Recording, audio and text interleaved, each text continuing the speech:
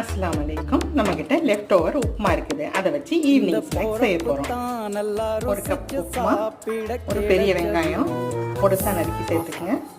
கூடவே பச்சை மிளகா, கொத்தமல்லி தலை, கருவேப்பிலை, அரை டீஸ்பூன் மிளகாய் தூள், உப்பு தேவையான அளவு, 4 டேபிள் ஸ்பூன் கடலை மாவு, 2 டேபிள் ஸ்பூன் அரிசி மாவு, கொஞ்சமாக தண்ணி சேர்த்து இதை நல்லா பிசைஞ்சு